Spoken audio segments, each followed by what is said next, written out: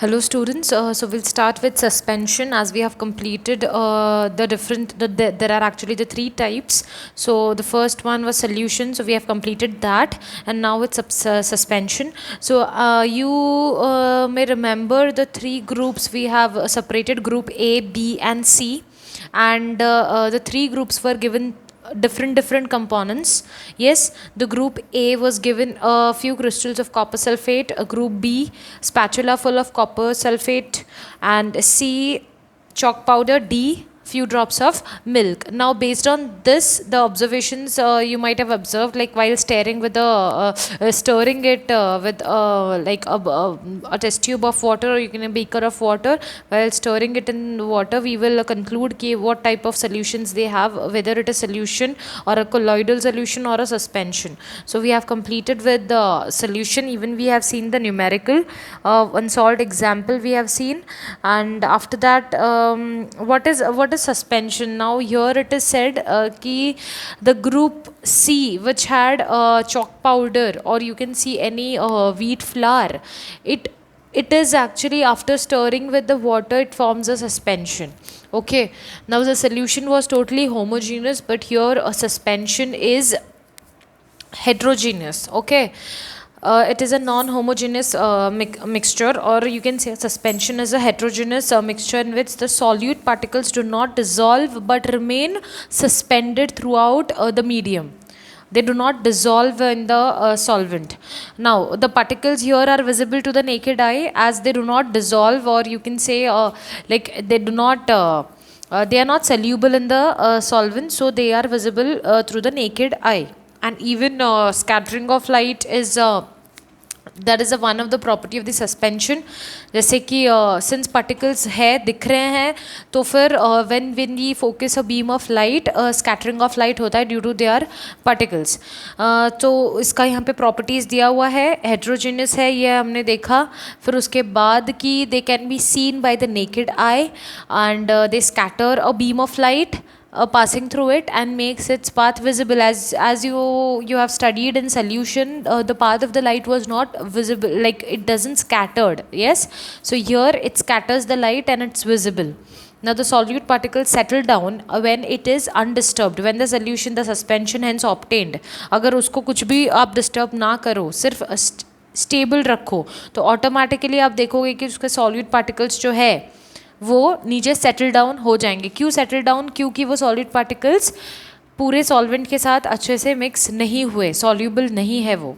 Okay, now next is they can be separated by the process of filtration. Why they can be separated? Because the particles are big enough so that अगर आप filter paper लगा के filtration करोगे तो वो separate हो जाएगा. Now the next is colloidal solution. Colloidal solution मतलब क्या? सोल्यूशन देख लिया, सस्पेंशन देख लिया. Colloidal is group D. Group D को क्या दिया था हमने? Some drops of milk, right? तो colloidal solution means the particles of colloid are uniformly spread throughout the solution. ठीक है, पूरा जो पार्टिकल्स है वो पूरे throughout the solution spread out है. Fine. Now the particles size is quite smaller as compared to the suspension. यहाँ पे जो suspension के particles काफ़ी बड़े थे, लेकिन अपना colloidal solution के जो particles है they are quite smaller as compared to suspension. Mixture appears to be homogeneous. It appears to be homogeneous but it is not homogeneous. Homogeneous मतलब दिखता है कि अरे यार पूरा घुल गया है वो solvent में, पूरा अच्छे से dissolve, you can say dissolve हो गया या soluble हो चुका है वो अच्छे से उसके साथ. But actually क्या होता है कि इतना fine है ना, इतना छोटा particles है ना उसका, कि वो दिख कर नहीं आता कि वो अच्छे से उसके साथ dissolve नहीं हुआ है एक्चुअली में. छोटे छोटे पार्टिकल्स है, इसीलिए वो दिखता है कि अरे होमोजीनियस है, but it is not homogeneous, it is a heterogeneous mixture. जैसे कि milk it is made up of different things, right?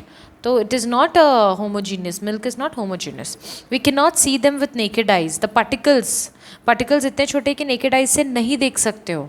तो particles can easily scatter a beam of visible light. इससे पता चलता है कि उसके particles है. जब हम लोग ने beam of light डाला, scattering of light in detail आप 10th standard में पढ़ोगे. अभी फ़िलहाल याद रखो, scattering of light means the deviation of the light or the spreading out of light due to the particles in the medium. जो भी particles है, वो जो medium, कोई भी medium पकड़ लो, आप एक tube पकड़ लो जिसमें vacuum है या तो कोई air है, air में भी particles होता है gases का, या फिर तो कोई room पकड़ लो, है ना. जैसे सुबह सुबह देखते हैं अगर छोटा सा भी गैप है तो सनलाइट आता है, और कभी देखा है डस्ट एंड ऑल वो बीम में दिखता है, वो जो अपना रे ऑफ लाइट आते रहता है वहाँ पे डस्ट दिखता है एयर का. तो that is what scattering of light. Due to the dust particles in the air the lights spreads out and scatters and forms a path. वो नेकेड आई से नहीं दिखते वो पार्टिकल्स, है ना. तो वैसे ही इसके भी पार्टिकल्स नेकेड आइज में नहीं दिखे. जब हमने बीम ऑफ लाइट डाला तब हमको पता चला कि अरे हाँ पार्टिकल्स है इसके. Now this scattering of light is nothing but as called as Tyndall effect. Okay, Tyndall effect, ये सब पूरा डिटेल में आपको 10th स्टैंडर्ड में है. Now Tyndall effect is example is वही light into a room from a small hole, है ना. तो यहाँ पे देखो दिया है example. See A is what the solution of copper sulphate does not show Tyndall effect. देखो क्योंकि वो सोल्यूशन है, और ये है this is mixture of water and milk shows the Tyndall effect. Why? Because there are small particles in the colloidal solution. One more example is sunlight passing through the canopy of dense forest. Forest के बीच में भी sunlight आता है तो पूरा दिखता है ना, तो this is because of scattering of light. Okay, these are the properties of colloid. Colloid heterogeneous है, size of particle smaller than अपना ये क्या बोलते हैं suspension, and then they can be the particles are can not be seen by naked eyes, are big enough to scatter a beam of light. देखो very small as compare to suspension, so they can't be seen through our eyes but they are big enough to scatter the light. Okay, do not settle down. ये लोग settle Vettel कुछ नहीं होते, वो suspension settle होता था but ये settle नहीं होता है. Okay, next is can not B separated bye filtration. वो अगर आँख से दिख जाता तो हम समझ सकते कि फिल्ट्रेशन पेपर से वो सेपरेट हो सकता है, बट जब वो आँख से ही नहीं दिख रहा है अपने, तो वो क्या सेपरेट होने वाला है? कुछ सेपरेट नहीं होगा, वो इतना फाइन है. ठीक है, तो ऐसे चीज़ों को किससे सेपरेट किया जाता है? एक प्रोसेस का नाम है जिसको बोलते हैं सेंट्रीफ्यूगेशन. जब पार्टिकल्स थोड़े बड़े होते हैं, दिख रहा है कि हाँ सेपरेट हो सकता है, तो हम लोग फिल्टर पेपर लगा के फिल्ट्रेशन प्रोसेस से सेपरेट करते हैं. बट जब पार्टिकल्स बहुत ज़्यादा छोटे होते हैं तो उनको हम सेपरेट करेंगे सेंट्रीफ्यूगेशन से. ओके, सेंट्रीफ्यूगेशन का प्रोसेस हम आगे पढ़ेंगे. फाइन. अब ऐसे जो मिक्सचर है, ऐसे मिक्सचर मतलब कोलॉइड सॉल्यूशंस, उनके कंपोनेंट्स होते हैं दो. जैसे मैंने आपको बताया था किसी भी सोल्यूशन के दो कंपोनेंट्स है, एक सॉल्यूट एंड एक solvent. Same way colloidal solution का दो components, dispersed phase, dispersion medium. अब सोच के दिमाग लगाओ. डिस्पर्स्ड फेज मतलब जिसको आपने डाला, डिस्पर्शन मीडियम मतलब जिसमें आपने डाला. नहीं समझा? सुनो, dispersed phase is nothing but it is solute like component. Okay, तो ये डिस्पर्स्ड फेज हो गया. अब डिस्पर्शन मीडियम क्या है? Dispersed phase and the component in which the dispersed phase is suspended. Suspended मतलब डालना. ठीक है, तो वो हो जाएगा आपका dispersing medium. Understood? Now colloids are classified according to the state of both dispersed phase and dispersion medium. ये दोनों के स्टेट पे हम लोग डिसीजन लेंगे कि कोलॉइड सोल्यूशन क्या है, सॉलिड है, लिक्विड है, गैस है. अंडरस्टूड? तो कुछ कुछ एग्जाम्पल्स हैं यहाँ पे ये टेबल में, ये आप पढ़ लो because there may be some questions. Give some examples of colloids. Liquid in gas, fogs, clouds, है ना, वाटर ड्रॉपलेट्स बन जाते हैं. अच्छा, यहाँ पे डिस्पर्शन, यहाँ पे स्कैटरिंग क्यों हुआ? ड्यू टू द मॉइस्चर ना, जो वाटर ड्रॉपलेट्स है, ड्रॉपलेट्स ऑफ वाटर, तो उससे वो स्कैटर होके लाइट ऐसे दिखता है फॉरेस्ट में, है. तो फिर अब सॉलिड एंड गैस का, smoke, automobile exhaust, gas, liquid, shaving cream. तो ये सारे आप पढ़ लो बिकॉज ये सब एग्जाम्पल्स आपको याद रखने पड़ेंगे in case, just in case exam में आ गया. Give some examples of colloids, है ना, या फिर तो नेम सम लाइक एग्जाम्पल्स और है ना that follows that are colloids and are liquid in gas form. तो फिर आपको ये देना पड़ेगा. अंडरस्टूड? तो टेबल पढ़ लो. Next is separating the components. Components को सेपरेट कैसे करना है? अब हमने ये सब तो पढ़ लिया, चलो डिफरेंट टाइप के सोल्यूशन है, कोलॉइडल सोल्यूशन है, सस्पेंशन है, डिफरेंट टाइप्स ऑफ मिक्सचर है, हेट्रोजीनियस, होमोजीनियस, ठीक है, ये सब पढ़ लिया। नेक्स्ट इज अभी कोई भी मिक्सचर मैंने आपको दे दिया, आप उसको अलग कैसे करोगे, कंपोनेंट्स उसके कैसे अलग अलग करोगे किसी भी मिक्सचर का।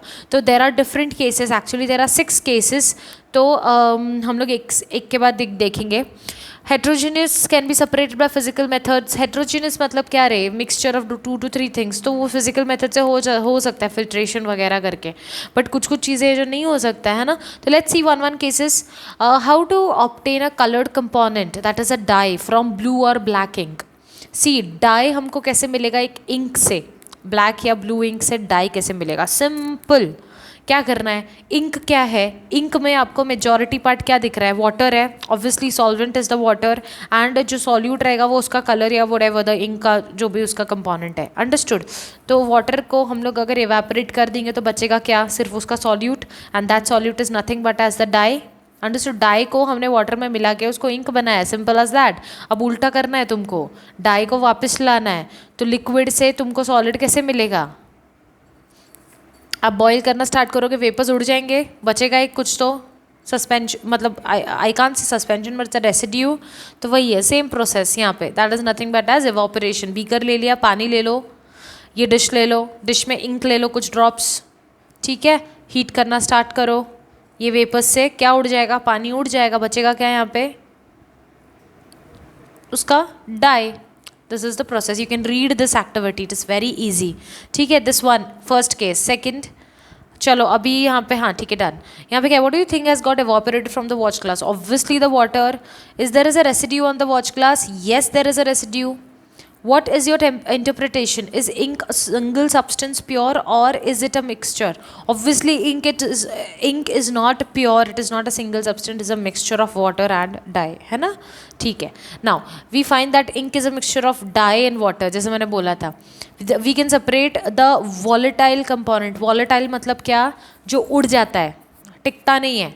जैसे ही एयर के कांटेक्ट में आया वो उड़ जाता है, ठीक है. तो volatile means that. Camphor balls देखा है, जो अपना कैम्फर है, camphor in naphthalene balls we use to store like suitcases and all, cupboards and all में डालते हैं नैफ्थलीन बॉल्स. कुछ देखा है, कुछ टाइम बाद वो छोटा होते जाता है, क्यों, क्योंकि वो वॉलेटाइल है, उड़ जाता है. Even acetone, nail polish removers and all, तो बहुत सारे हैं वॉलेटाइल के एग्जाम्पल्स. तो ये क्या कर रहा है ये process, it separates the volatile component. What is the volatile component, अब दो कंपोनेंट थे, इंक और वाटर, ठीक है ना, डाई एंड वाटर, दोनों को मिक्स किया मैंने, इसमें सॉल्वेंट कौन है, वाटर, तो वही इवेपोरेट हुआ, सॉल्यूट नहीं इवेपोरेट हुआ, है ना. तो वही जो वॉलेटाइल कंपोनेंट है that is solvent from its non volatile solute by the method of evaporation, ठीक है. Next, how can we separate cream from milk. ये सबके घर पे मोस्टली होता होगा, मम्मियाँ करती हैं, दूध से क्रीम निकाल के, and then from that cream they obtain ghee मिलता है, क्योंकि फुल क्रीम जो मिल्क होता है ना उसमें बहुत ज़्यादा क्रीम होता है, एंड वो क्रीम को वेस्ट नहीं करना चाहिए, एंड इतना cream we can't drink also. So क्या होता है कि मिल्क को चर्निंग किया जाता है. गाँव में देखा है, grand mothers and nannies and all सब पहले किया करते थे. चर्नर रहता है गाँव में, पता है आपको, चर्नर इनफैक्ट हमारे घर में भी होता है दाल वगैरह को चर्न करने के लिए. तो वो चर्नर से वो that is nothing but as it is the process is called as centrifugation, जो हमने ऊपर देखा था, यहाँ पे देखा था ऊपर. सेंट्रीफ्यूगेशन कब यूज़ करना है, फॉर कोलॉइडल सॉल्यूशंस, राइट, जब हमको सेपरेट करना है तो सेंट्रीफ्यूगेशन हमने देखा था. ये see here this colloidal solution, जो चीज़ मतलब इतना ज़्यादा घुल गया है उसके अंदर, हमको पता है कि वो पार्टिकल्स है बट बहुत छोटे हैं, तो फिल्ट्रेशन प्रोसेस से नहीं निकल सकता है, इसलिए हम लोग सेंट्रीफ्यूगेशन करते हैं. सेम यहाँ पे सेंट्रीफ्यूगेशन का एग्जाम्पल दिया है to separate the cream from the milk.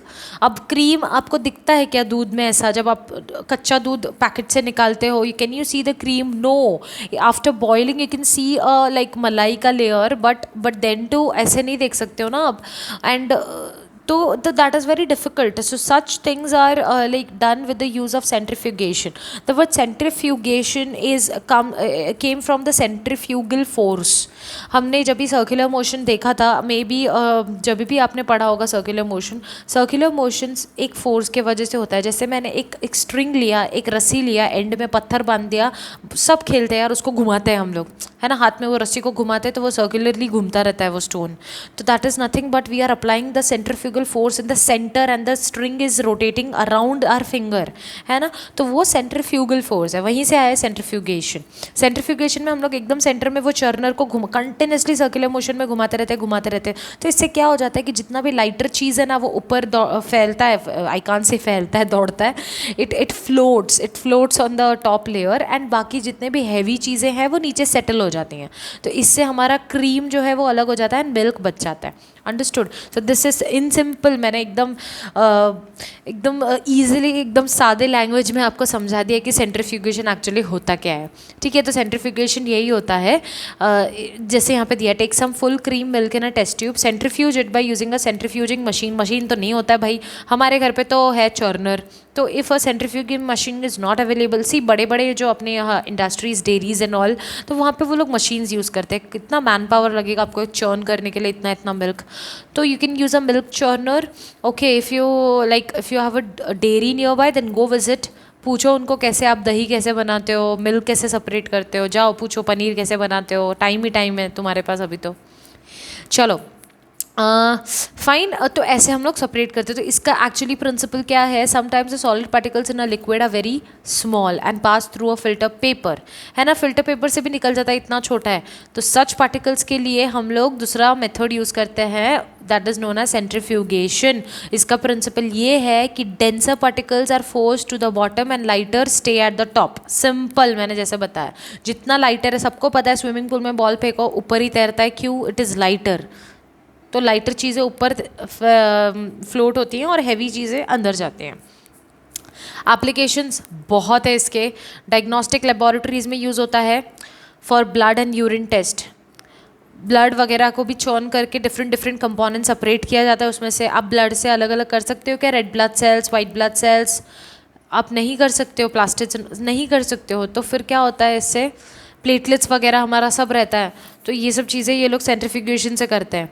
ठीक है. Used in dairies and home to separate butter from cream, used in washing machines, even washing machines use this. बीच में होता है सेंट्रीफ्यूगेशन का करने के लिए, बीच में वो you can C rod type, तो वो घुमाते रहता है ना, सेपरेटर.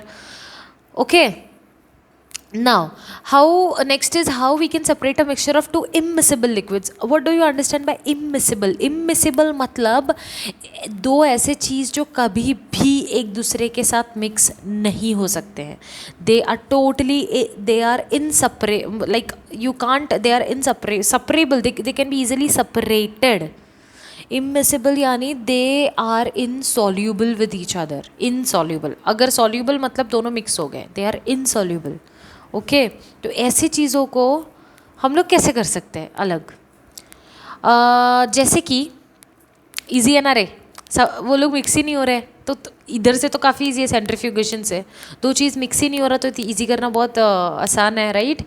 एग्जाम्पल्स है kerosene and water, oil and water. एक ग्लास में वाटर और ऑयल दोनों ले लो, देखो ऑयल ऊपर ही तैरता रहता है, वाटर नीचे रहता है ना. तो वो कैसे करेंगे, ये है अपना सेपरेटिंग फनल. इसमें वाटर एंड ऑयल ले लेने का, उसको स्टैंड पे रखने का थोड़े टाइम के लिए. यू कैन सी केरोसिन ऊपर और नीचे वाटर. ठीक है. फिर वाटर को यहाँ से ड्रेन आउट कर देने का, वही यहाँ पे लिखा है. ओके, वही है. This is separation of immiscible liquids. Very easy application to separate the mixture of oil and water. और जब हम लोग आयन जब एक्सट्रैक्ट करते हैं फ्रॉम द ओर्स, तभी भी यही होता है. ऊपर से जो लाइटर स्लैग है उसको हम लोग रिमूव कर देते हैं to leave the molten iron at the bottom. Okay. इसका प्रिंसिपल क्या है, लेयर्स बनता है दो. Immiscible liquid separate out in layers depending on their densities. Same heavy है वो नीचे ही रह जाएगा, जो लाइटर है ऊपर आ जाएगा. अब दूसरा, how can we separate a mixture of salt and ammonium chloride. Ammonium chloride याद है आपको, अमोनियम क्लोराइड हमने देखा था, ये एक चीज़ था वो जो डायरेक्ट सॉलिड से गैस बन रहा था, है ना, व्हेन वी हीट इट. तो तो अब ऐसी चीज़ को आप कैसे सेपरेट करोगे? सॉल्ट और अमोनियम क्लोराइड दोनों को मिक्स करो। अब ये जो बंदा है अमोनियम क्लोराइड, इसको अगर मैंने हीट किया वो डायरेक्ट गैस बन जाता है।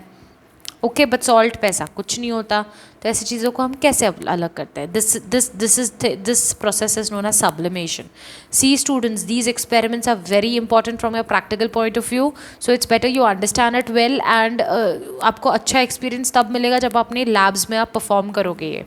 ओके अब इसमें होता क्या है, यहाँ पे लिखा है देखो, ammonium chloride changes directly from solid to gas. Now the separation of such you can say mixture is nothing but called as sublimation process. Okay, तो sublimable volatile कौन हो गया? Ammonium chloride, and non sublimable impurity is your salt. ठीक है, examples naphthalene balls, camphor, कर्पूर जो हम मंदिर के लिए यूज़ करते हैं. Okay, there are the different examples. This is the you can see the diagram. Dish में ले लो सब mixture salt and ammonium chloride का. फाइन, हीट करना स्टार्ट करो. This is your funnel. Okay, this is your funnel. यहाँ पे cotton plug के साथ उसको सील कर दो. अब क्या होगा, जब मैंने यहाँ से हीट करना स्टार्ट किया, वेपर्स निकले किसके? अमोनियम क्लोराइड के, क्योंकि वो सॉलिड से डायरेक्ट गैस बनता है.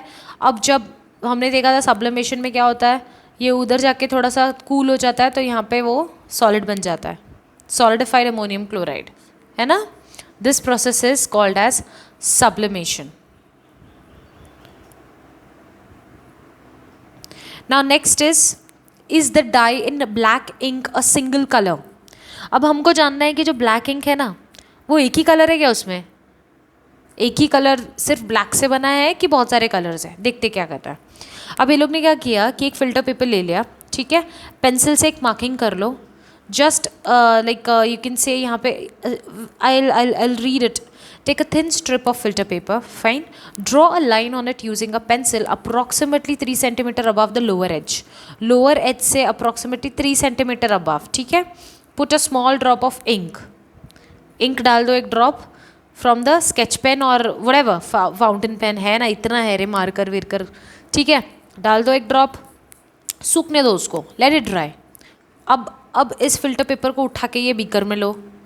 आई कांट से a beaker but may be a jar और अ ग्लास, ठीक है, चलेगा, कुछ भी हो यार, ले लो उसको. उसमें थोड़ा सा पानी नीचे रखना बस, ठीक है. इस पेपर को डूबने मत देना अप टिल दैट ड्रॉप. यहाँ पे लिखा है देखो, lower the filter paper into the jar or glass or beaker or test tube containing water so that the drop of ink on the paper is just above the water level, just above. डुबाना नहीं है उसको, लेकिन ऊपर भी ज़्यादा नहीं रखना है, थोड़ा सा पानी से थोड़ा ऊपर, that's it. Okay, watch carefully. क्या हो रहा है, water rises up on the filter paper. अब क्या होता है पता है क्या, ये जो पानी है ना वो सोक कर करके ऊपर ऊपर जाने लगता है, ठीक है. तो जैसे जैसे वो जाने लगा वैसे वैसे वो जो कलर्स जो डिज़ोल्व होते हैं फटाफट, वो उनको खींचते रहता है. अब हम लोग इसका डिस्क्रिप्शन पढ़ेंगे है क्या. The ink that we use has water as the solvent. वो तो अपने को पता है, इंक बनता ही है वाटर और डाई से. वाटर है उसका solvent and the dye is soluble in it, right? As the water rises on the filter paper, it takes along with it the dye particles. समझा क्या? वाटर में डाई इजीली सॉल्यूबल है, तो अगर उसको नीचे से वाटर मिल रहा है, हमने वैसे भी उसको सुखा दिया था, ड्राई हो चुका था वो, तो वाटर अभी उसमें तो इतना है नहीं. तो अगर हमने किसी जार के अंदर वाटर है और उसमें फिल्टर पेपर डाला, और वाटर तो वो ऑब्जर्व करके ऑब्वियसली वो वाटर के पास जाएगा, डाई है कि नहीं, तो it takes along it with it the dye particles. Usually a dye is a mixture of 2 or more colors. इतना तो याद रखो, डाई एक कलर का नहीं होता है. The colored component that is more soluble in water rises faster and in this way the colors get separated. Understood? ऐसे समझता है कि चलो ये कलर है और अलग अलग होने लगता है, ठीक है. Now this process of separation of components of a mixture is known as chromatography. इस process को बोलते हैं chromatography. different colors separate हो रहे हैं from a single mixture which is made up of different colors, है ना. So with the, you can see here it is known as chromatography. Chroma is a Greek word for color. Okay, so पहले ये technique colour के लिए use हुआ था, इसीलिए इसका नाम chromatography है. Okay, chromatography is the technique used in separation of these solutes that dissolve in the same solvent. एक ही सॉल्वेंट में बहुत सारे सॉल्यूट्स अगर डिजॉल्व हो रहे हैं तो ही उनको ऐसे ही चीज़ों को आप सेपरेट कर सकते हो। अंडरस्टूड? ऐसा नहीं है कि वो सॉल्वेंट में वो डिजॉल्व ही नहीं हो रहा, सेल्यूबल ही नहीं है और आपको सेपरेट करना है क्रोमेटोग्राफी से, सवाल ही नहीं उठता है। ओके, तो एप्लीकेशंस है separate the colors in a dye, pigments from natural colors, drugs from blood, okay, ये सारे है। ठीक है।